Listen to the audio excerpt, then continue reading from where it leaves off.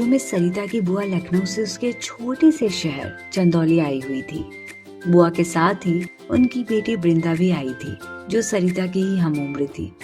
सरिता और वृंदा दोनों ही कक्षा 11वीं में पढ़ती थी। हर साल गर्मी की छुट्टियों में उनका एक दूसरे से मिलना होता था। इस साल की छुट्टियां बेहद खास थी और इसकी दो प्रमुख वजह थी।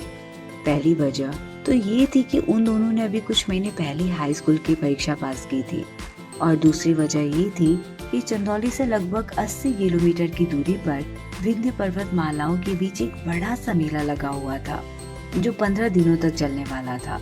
जहाँ मेला लगा हुआ था वहीं पास में माँ दुर्गा का एक प्राचीन मंदिर भी स्थित था, जहाँ लोग सैकड़ों किलोमीटर की यात्रा करके दर्शन करने आते थे।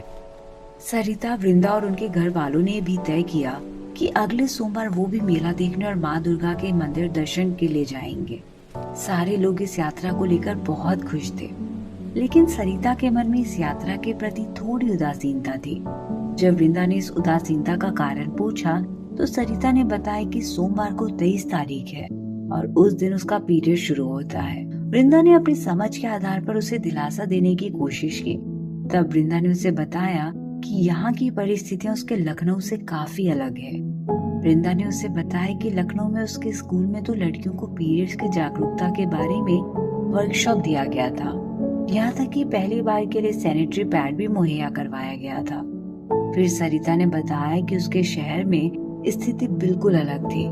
यहाँ समस्या 2 स्तरों की थी, आर्थिक और सामाजिक।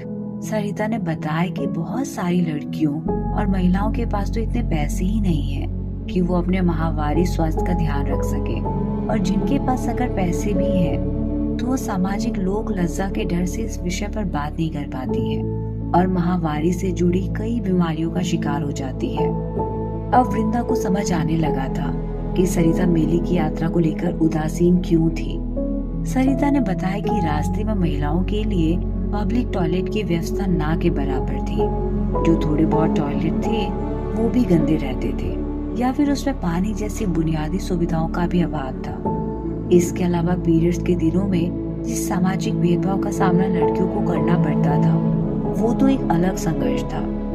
सरिता ने उदास होकर कहा कि उसे इस यात्रा में जाने का मन नहीं है, क्योंकि वो ना तो मेला ठीक से घूम पाएगी और ना ही पीरियड्स के दौरान मंदिर में प्रवेश कर पाएगी। ये सब बातें सुनकर वृंदा गहरी सोच में डूब गई। वो सोचने लगी कि एक देश के अंदर कितने देश हैं और वो आपस में एक दूसरे से कितने अलग हैं। महानगरों में रहने वाला भारत, छोटे शहरों में रहने वाला भारत, कस्बों में रहने वाला भारत और गाँव में रहने वाला भारत एक दूसरे से कितना अलग है। ये सब सोचते सोचते वृंदा को नींद आ गई। अगले दिन सुबह उसने तय किया कि इस बारे में वो घर वालों से बात करेगी। सबसे पहले उसने अपनी माँ और सरिता की मम्मी से बात की।